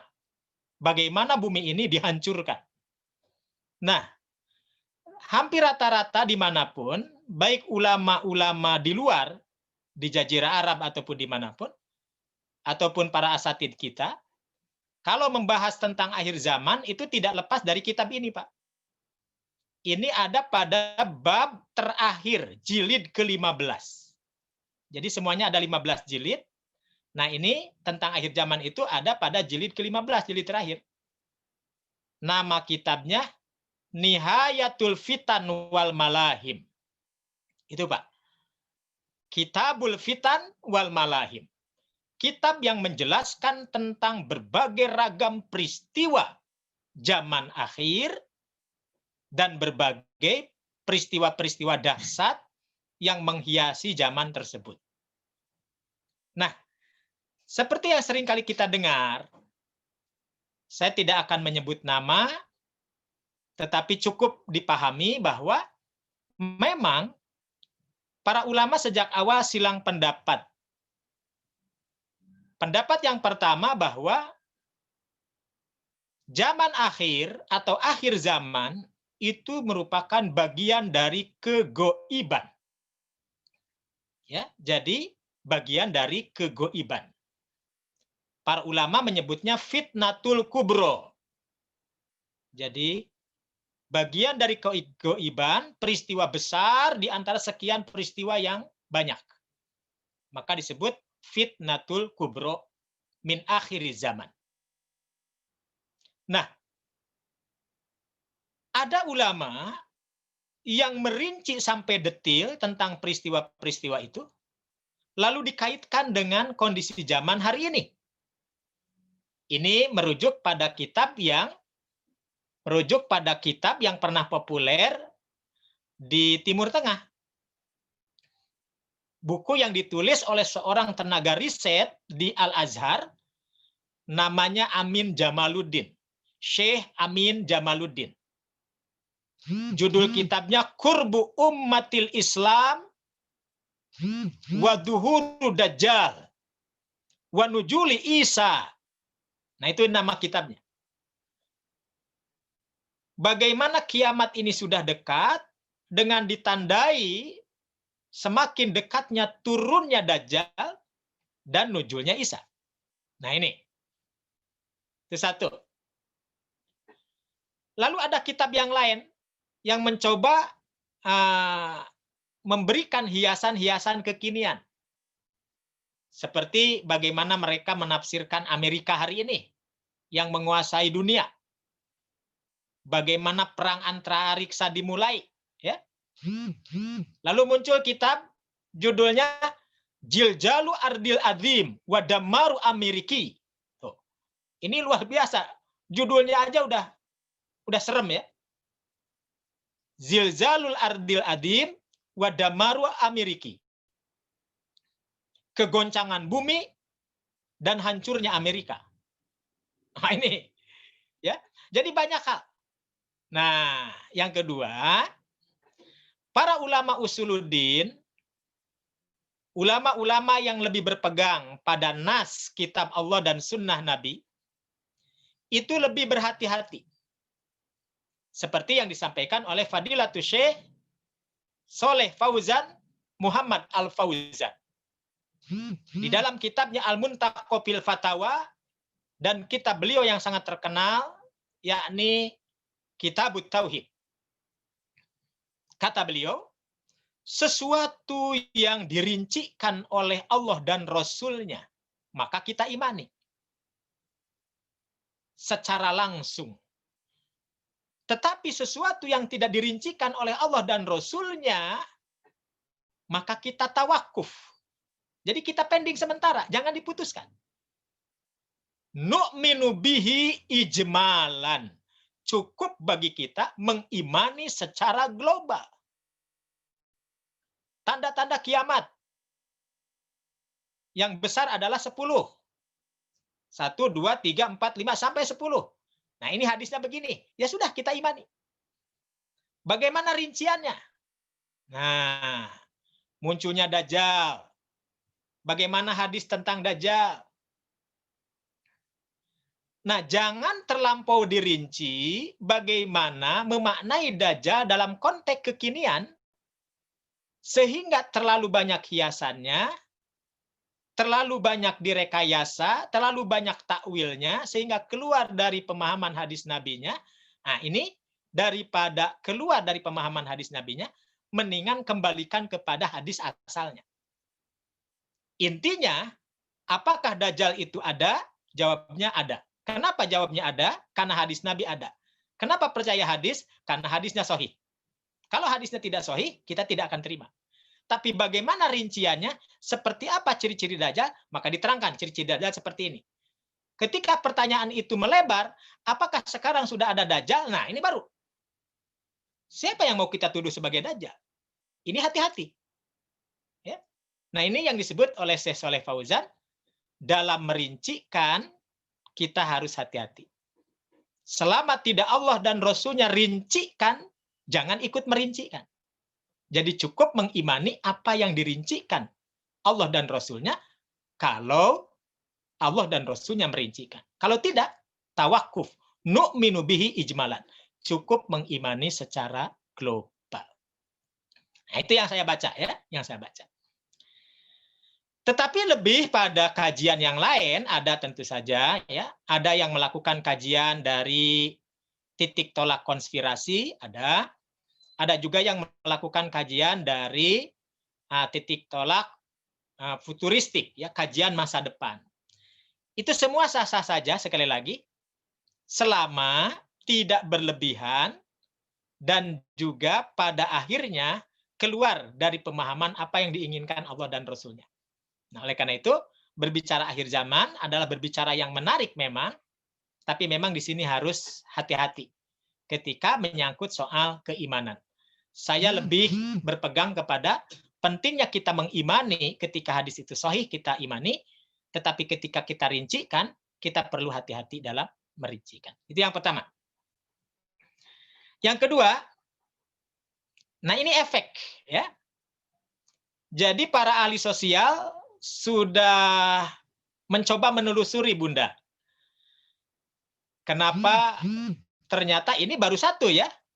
Baru satu, baru yang terekspos ini adalah Jawa Barat. Jawa Baratnya tepatnya di Bandung. Bandungnya tepatnya di salah satu kabupaten tertentu, begitu ya.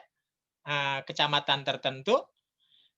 Ya ini karena bocor beritanya ya. Yang nggak bocor jauh lebih banyak tentu saja. Kenapa kok sampai terjadi kasus perceraian yang begitu mengular ya? Sampai di KUA itu mengular. Kenapa? Apa tidak ada sentuhan agama? Kemana para ulamanya? Kenapa para penjaga agamanya? Kemana para penyampai pesan keagamaannya? Apakah mereka tidak beriman?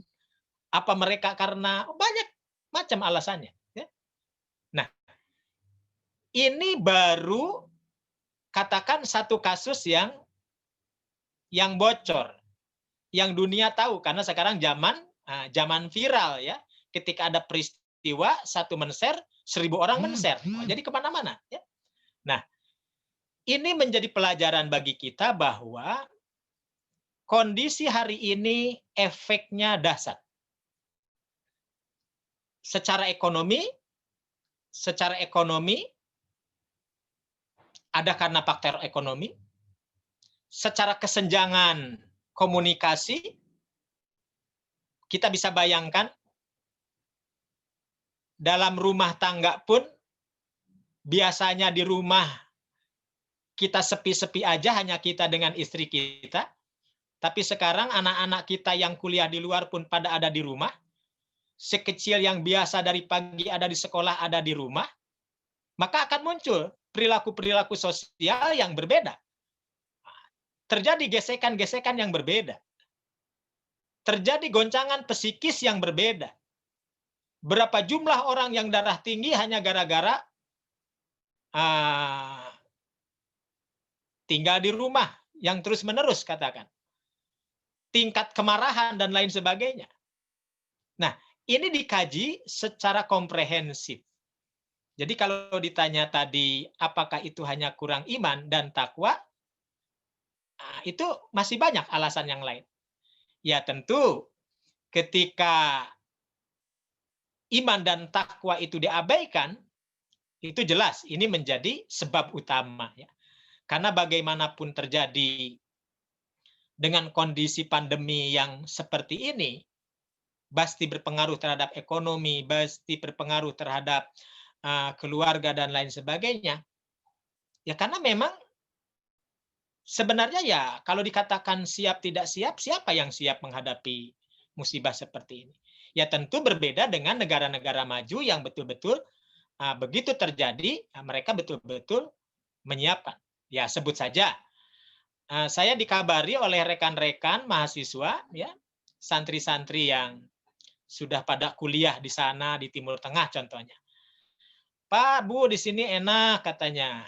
Sejak lockdown uang saku kami bertambah. Tuh, sejak lockdown uang sakunya bertambah katanya.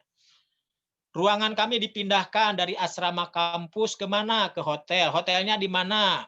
Paling tidak bintang 4 ya. Bintang 4, bintang 5. Makanan kami dijamin, uang saku kami ditambah, belum pelayanan kesehatan dan lain sebagainya. Nah, luar biasa. Ya. Nah, ketika itu tidak bisa ditunaikan, ya maka ya itulah. Saya pikir kita tidak akan menyalahkan siapa-siapa bahwa ini sudah menjadi takdir Allah, ya, takdir sejarah. Toh kita juga ikhtiar terus. Dan kita berterima kasih kepada semua stakeholder yang telah berusaha bagaimana keadaan tetap stabil. Tapi memang ini goncangan yang sangat hebat. Goncangan yang sangat dahsyat sekali, bisa mempengaruhi terhadap semua lini kehidupan. Jadi Ibu, bukan hanya sekedar faktor keimanan dan ketakwaan, tetapi faktor-faktor yang lain pun sangat mempengaruhi. Yang ketiga, adab sosial beda zaman. Ya memang, ya. Maka ada pepatah mengatakan, hikmatul kibar wahama satu syabab. Ini menjadi sangat penting. Hikmatul kibar wahama satu syabab. Bahwa senior itu punya fungsi jauh lebih bersikap bijak. Nah, sedangkan junior harus lebih mengedepankan fungsi dan harus diwajarkan oleh seniornya sikap hamasahnya. Maka muncul istilah hikmatul kibar wahama satu sabab. Bahwa makin senior, makin memiliki jiwa hikmah, jiwa bijak. Sementara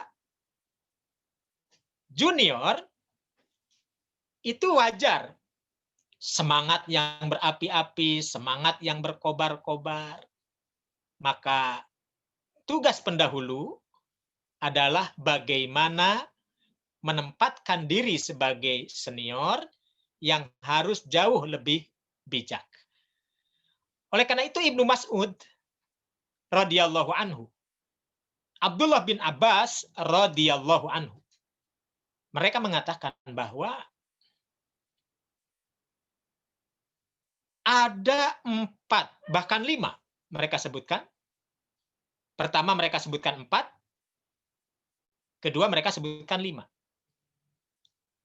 Intinya mau senior ataupun mau junior, hamba Allah umat Rasulullah Shallallahu Alaihi Wasallam dalam zaman apapun, dalam lini apapun, dalam profesi apapun, maka tidak bisa lepas dari 4 tadi atau 5 tadi.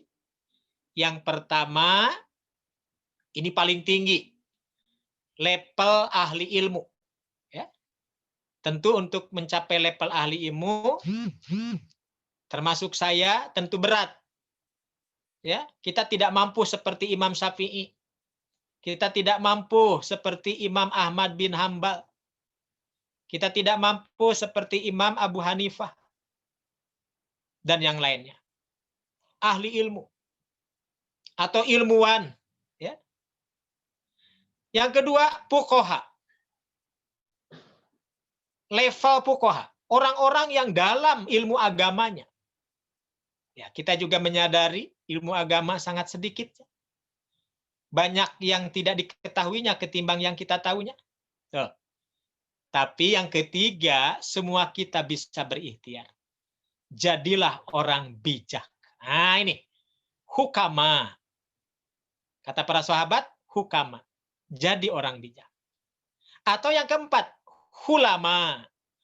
Jadi orang yang memiliki jiwa lembut.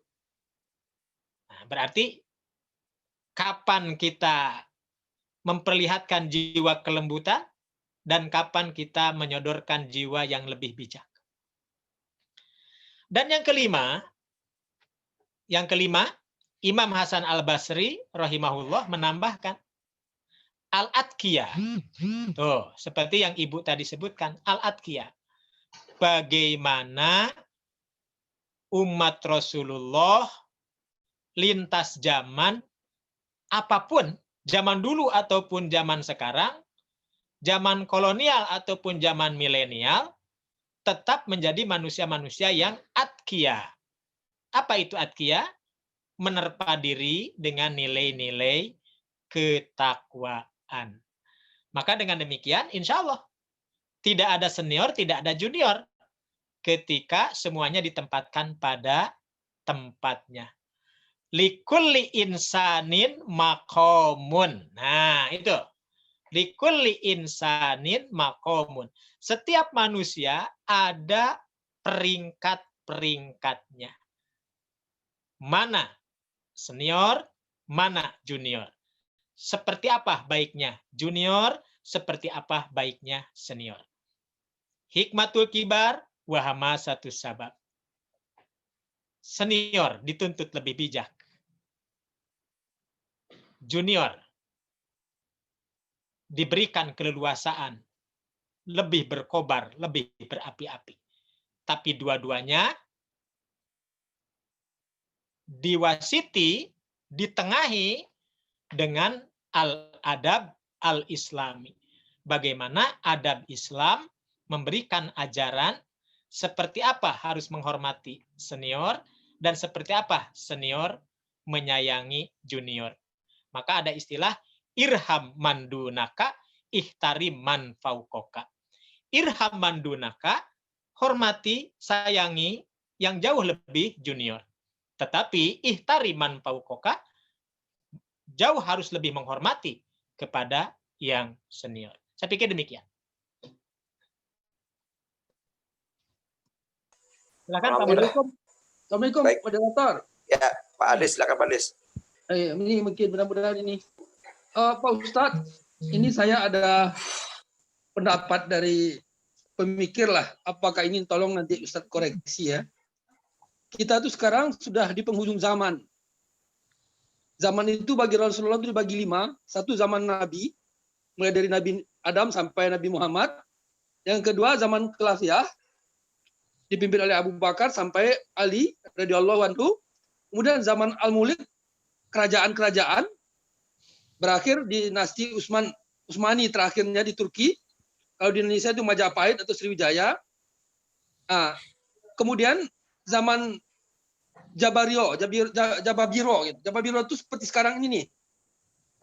Zaman kebebasan, zaman yang mungkin kurang kurang baik lah ya, kebebasan. Kemudian ada lagi yang terakhir, nanti kita kembali lagi ke zaman khilafah gitu. Gimana menurut Ustadz ini? Baik. Maka di dalam khilafah itu nanti ada Imam Mahdi dan itu hanya berlakunya pendek katanya. Kira-kira Baik. gimana menurut Ustadz? Ya, Ustadz. Terima kasih. Itu sudah dijawab oleh Syekh Muhammad Rashid Ridho di dalam kitabnya Al-Khilafah. Ya, ada kitab judulnya Al-Khilafah. Lalu pembagian tadi, ada zaman kenabian, ada zaman khilafah ala minhaji nubuwah, ada zaman mulkan adon, mulkan jabariyah atau jababiroh tadi. Ya. Itu dirincikan oleh seorang ulama Sudan. Jadi itu yang merincikan pertama oleh ulama Sudan sebelum viral di media kita, itu ulama Sudan. Ya. Dalam bukunya Al-Bai'ah fil Khilafah. Nama tokohnya Fadilatul Syekh Abdurrahman Romli Kabi Abdurrahman. Jadi Syekh Romli Kabi Abdurrahman dari Sudan. Saya sudah tamat baca bukunya ya.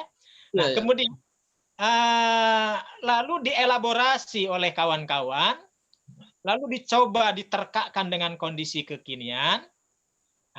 Ya tentu sangat menarik ya, sangat menarik. Tapi sekali lagi, hadis ini sama sekali tidak merincikan cerita akhirnya seperti apa. Ya, ingat bahwa hadis ini tidak menceritakan lalu ending kehidupannya seperti apa. Yang jelas, kalau kita mau jujur dengan hadis itu, saya hafal hadisnya. Hadisnya berbunyi begini. Hudzaifah ibnul Yaman, seorang sahabat, lalu datang ke kerumunan sahabat yang lain. Namanya Sauban. Kata Sauban, wahai para sahabat Rasul, siapakah di antara yang hadir yang masih mengenali pidato Nabi tentang kekuasaan? Maka ngacung seorang sahabat, namanya Hudzaifah ibnul Yaman. Nah, Hudzaifah ibnul Yaman ngacung. Aku masih hafal pidato tentang kekuasaan. Bagaimana Rasulullah menjelaskan, kata Hudzaifah. Faqala Rasulullah sallallahu alaihi wasallam.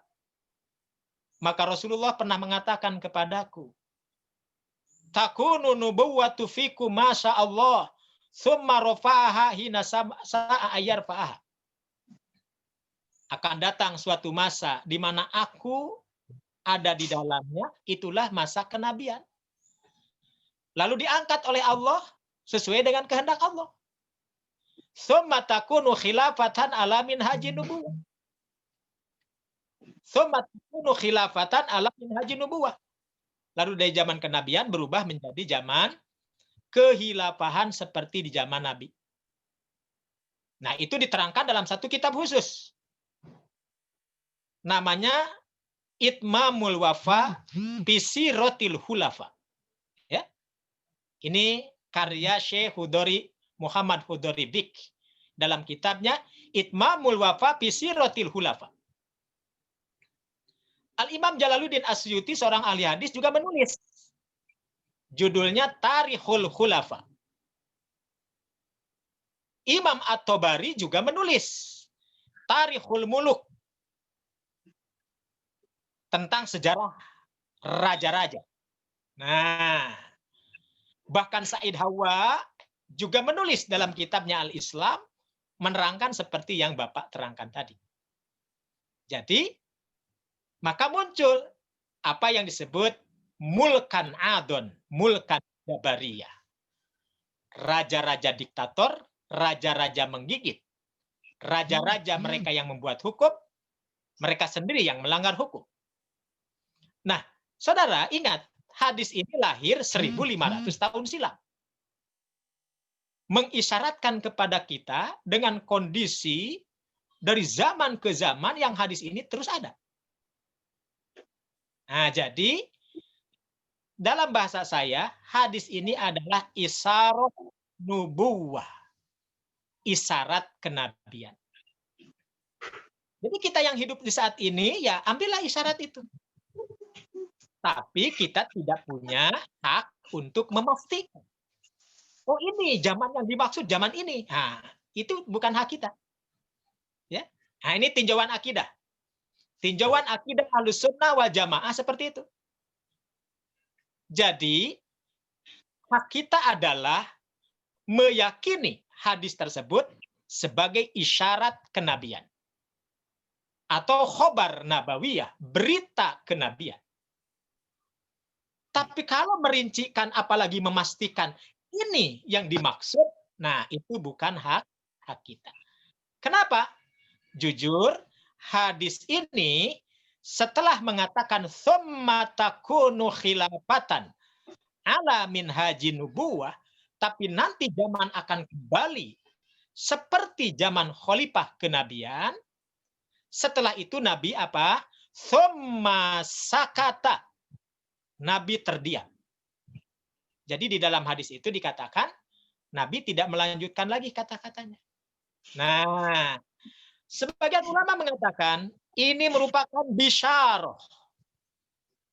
Jadi catat baik-baik, hadis ini di samping tadi isyarat kenabian, juga hadis ini merupakan bisyarah nubuwah. Jadi ada isyarah nubuwah, isyarat kenabian, ada bisyarah nubuwah. Apa itu bisyarah? Kabar gembira dari baginda Nabi bahwa hidup ini harus optimis. Nah, jadi itu, hidup ini harus optimis. Kalau memang masa keemasan seperti Khulafaur Rasyidin itu yang pernah ada, yang pernah berjaya, pernah terjadi, dan sampai hari ini kita belum bisa memulihkannya kembali, kalau tidak generasi kita, mungkin anak kita. Kalau bukan anak kita, mungkin cucu kita. Kalau bukan cucu kita, mungkin anak cicit kita. Jadi, Nabi saja mengatakan antara diriku dengan hari kiamat, dekatnya seperti ini, kata Nabi. Dia menunjukkan dua jarinya, seperti ini dekatnya. Artinya sangat dekat.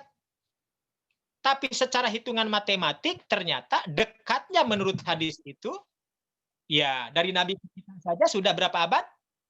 Sudah 1.500 tahun. Oh, berarti hadis tadi menyebutkan di samping isyarat kenabian, juga bisyarat nubuwah.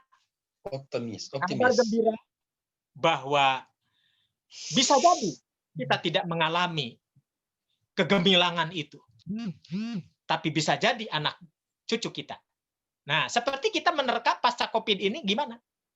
Apakah kita masih ada atau tinggal generasi kita? Nah ini. Jadi yang paling dipentingkan adalah bagaimana kita melakukan sesuatu yang terbaik untuk zaman yang lebih baik. Maka ada kata-kata yang sangat patut untuk dicermati. Allah yarham Dr. Muhammad Natsir mengatakan, bicaralah tentang proses. Jangan selalu berbicara tentang hasil. Bicaralah proses perjuangan, jangan hanya sekedar berbicara tentang hasil perjuangan. Nah, jadi kita seringkali berbicara dalam tataran yang hasil. Tetapi kita lupa proses. Apakah kita, maka bertanya kepada kita juga, selama ini apakah kita sudah memproses anak-anak kita untuk menjadi militan-militan hebat? Apakah para da'i, para mubalik sudah serius memberikan bimbingan kepada masyarakat supaya mereka sangat mencintai syariahnya? Kan begitu.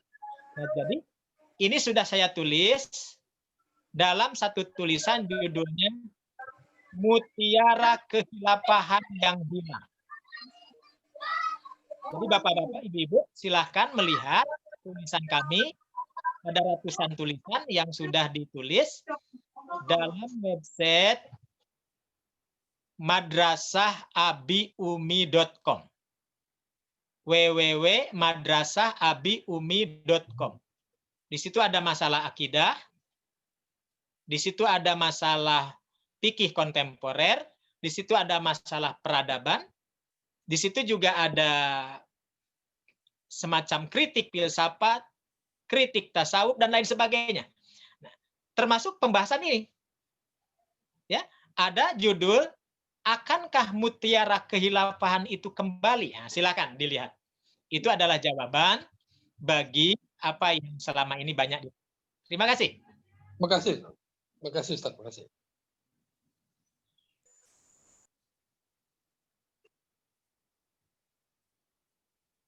Ada lagi yang lain? Mungkin dari chat ada? Oke, baik. Dari chat belum ada, Ustaz. Belum ada ya? Belum ada. Baik, kita mungkin selesaikan sampai jam 12 ya, 5 menit lagi, Ustaz. Silakan. Oke, baik. Nah, ini mungkin ada pertanyaan dari saya. Ini terkait dengan tadi yang sudah dijelaskan. Apakah dengan situasi kondisi yang sekarang ini, Ustaz, di mana ya artinya banyak hal yang kita temukan, banyak hal keganjilan, kejanggalan yang kita temukan, terutama untuk agama Islam itu sendiri. Apakah ini juga akan menjadi satu zaman emas untuk Islam ke depannya, Ustaz? Itu yang pertama. Kemudian yang kedua, tadi sempat disinggung berkaitan dengan masalah toleransi. Ya, tadi sampaikan ternyata agama lain pun juga mereka meyakini dengan agamanya sendiri. Nah, pertanyaan saya, ya tadi dengan kita meyakini agama kita sendiri, itu apakah kita dikatakan tidak toleransi gitu dengan agama lain? Baik. Itu Ustaz pertanyaan. Baik. Mungkinkah zaman emas itu muncul pasca COVID? Jelas, mungkin saja. Karena kita tidak pernah tahu misteri apa di balik Allah uji kita dengan zaman seperti ini. Justru sebagai umat Rasulullah Shallallahu Alaihi Wasallam yang mengimani takdir, kita meyakini bahwa ini adalah sudah menjadi bagian dari takdir sejarah. Allah percayakan kepada kita yang masih diberikan kesempatan hidup di zaman ini. Makanya jujur beberapa minggu yang lalu di akhir tahun kita sempat diskusi panjang lebar dengan Profesor Dr. Siti Fadilah Supari tentang perkembangan medis akhir-akhir ini. Nah, termasuk kita juga berdiskusi dengan beberapa pakar ya terkait dengan apa yang lagi rame hari ini tentang virus dan lain sebagainya. Nah, hikmah yang bisa kita petik karena kita diberikan akal oleh Allah Subhanahu wa taala. Bisa jadi di tengah-tengah zaman yang seperti ini melahirkan rumusan-rumusan ilmu pengetahuan yang bisa jadi bisa lahir dari kita, bisa lahir dari anak kita, bisa lahir dari cucu kita. Ini sangat tergantung kepada sejauh mana kita bisa membaca momentum-momentum itu. Maka kalau kita lihat Al-Quran, setelah menjelaskan tentang ilmu pengetahuan, tentang gunung, tentang lautan, tentang ilmu, Allah selalu mengakhiri ayat dengan kata Fa'tabiru ya ulil albab. Begitu ya. Fa'tabiru ya ulil albab atau Fa'tabiru ya ulil absor. Nah, kalimat i'tabaro ya'tabiru i'tibaron dibuka dalam kitab-kitab kamus artinya bagaimana mengambil pelajaran dari masa lampau ke hari ini. Artinya apa? Mengambil pelajaran. Jadi intinya mengambil pelajaran. Jadi saya yakin tidak mustahil akan lahir temuan-temuan baru, bahkan termasuk fikih. Nah sekarang Majelis Ulama mengeluarkan fikih Kopin. Oh, beberapa tokoh kiai ulama di Jawa Timur melahirkan fikih Kopin. Ulama Al-Azhar sekarang melahirkan fikih Kopin. Tuh, jadi sebelumnya kan belum ada. Walaupun dulu pernah ada. Imam Ibnu Hajar pernah ngarang kitab judulnya Badlul Ma'un fi Fasli Ta'un. Menjelaskan bagaimana sebuah petaka yang pernah hidup di zaman itu. Nah, sekarang terungkap lagi ya, teralami lagi oleh umat manusia ini. Nah, jadi tidak menutup kemungkinan itu bisa melahirkan kembali. Ya, jadi Zaman keemasan pasca Covid bukan hal yang mustahil ketika kita mampu membaca momentum-momentum peradaban tersebut. Yang terakhir tadi apa? Berkaitan dengan toleransi tadi, Ustaz. Nah, berkaitan dengan toleransi, ahli sosiologi yang paling terkenal itu Ibnu Khaldun. Dia menulis kitab dan kitabnya menjadi rujukan akademik di seluruh perguruan tinggi, bahkan di Barat. Nama kitabnya Muqaddimah. Maka dikenal dengan Muqaddimah Imam Ibnu Khaldun. Kata Imam Ibnu Khaldun, fa inna da'watal islamiyata biduni asobatin la tatimmu. Seseorang meyakini suatu ajaran agama, terutama dalam meyakini ketauhidan, bagaimana Islam bisa ditegakkan dengan baik kalau tidak ada rasa fanatisme yang tinggi terhadap agama, fanatisme yang tinggi terhadap ajaran, maka orang tersebut tidak bisa mengamalkan ajaran itu. Nah, jadi yang dilarang itu ketika kita berfanatik kepada seseorang, berfanatik kepada guru, berfanatik kepada paham tertentu, tapi secara konteks agama justru agama bagaimana dipahami dengan benar. Jadi ilmu dicari untuk menjadi jelas, bukan menjadi puas. Ilmu dicari untuk mencari kebenaran, bukan pembenaran. Saya pikir demikian. Terima kasih. Baik Ustaz, terima kasih banyak atas waktunya, berhubung juga sudah zuhur. Terima kasih atas apa yang diberikan. Insya Allah ini memberikan manfaat untuk kita semua. Baik, terima kasih teman-teman sejawat semua. Alhamdulillah kita sudah menyelesaikan kajian pada pagi hari ini. Mudah-mudahan semua dalam keadaan sehat, walafiat, dan kita akan bertemu kembali di dalam kajian untuk berikutnya. Sekali lagi terima kasih Ustadz Teten atas waktu dan kesediaannya, Pak Adis dan teman-teman panitia sekalian. Baik, kita akhiri. Wabillahi wa taufiq wal hidayah. Wassalamualaikum warahmatullahi wabarakatuh. Waalaikumsalam warahmatullahi wabarakatuh.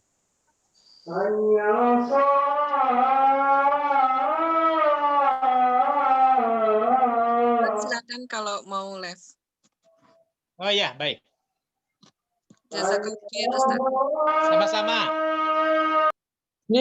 Ini bagus nih. Ya, Pak Adlis. Bagus, ini begini. Ini kan bagus pemikirannya jauh gitu. Beliau ini dosen S2, Pak Adlis. Di mana? Tapi saya nggak hafal di mana ya. Tapi beliau memang ini saya ngebul kalau kelamaan sama beliau. Oh ya. Pakarannya bagus. Pemikirannya modern juga, Pak. Pemikiran sangat modern, Pak. Scientific gitu. Iya, betul. Beliau dosen Pak Adlis. Oh iya, makanya. Boleh Bu Yuni, dijadwal lagi Bu Yuni. Iya. Karena ini masalah peradaban kan. Betul. Peradaban manfaatnya buat kita ke depan bagus. Ya, Pak Adlis. Ya, alhamdulillah, makasih banyak ya Yuni. Makasih Pak Ferry. Pak Adlis. Ya. Baik Pak Adlis. Makasih Bu Yuni. Mungkin dua sesi lagi Bu Yuni bisa diundang lagi Bu Pak Teten, Ustaz Teten Bu Yuni. Iya. Itu yang Ustadz Bali, Pak Adlis? Udah dapat, bisa. Rencananya 2 pekan ke depan gitu ya? Baru kemudian mungkin Pak Teten lagi ya? Atau mau Ustadz Teten dulu? Terserah. Mungkin yang Ustadz Bali dulu kali Bu ya, yang minggu pekan depan. Nanti saya jadwalin dia ya. Siap Pak. Okay. Nanti 2 pekannya lagi, baru Ustadz Teten lagi Bu Yuni. Iya. Baik, makasih ya Pak Adi, sama-sama Bu Yuni. Iya. Berapa orang hadir? Berapa orang? 20 ya Pak. Alhamdulillah. Iyalah. Oke Pak. Baik. Makasih Pak Adi, Bu Yuni. Assalamualaikum. Waalaikumsalam warahmatullahi. Halo. Iya Pak. Siap. Jalan-jalan lagi sekretariat juga hampir selesai tuh. Siap Pak. Siap. Insya Allah Pak. Siap. Minggu depan Pak. Udah hampir selesai. Nanti kantor kita besar ya. Oke, sudah. Udah dijebol ya Pak? Udah. Udah. Oke, siap. Nanti finishing aja. Oke, yuk. Ya, makasih Pak. Yuk, Assalamualaikum. Saya tutup ya Bapak Ibu. Assalamualaikum warahmatullahi wabarakatuh. Waalaikumsalam warahmatullahi wabarakatuh.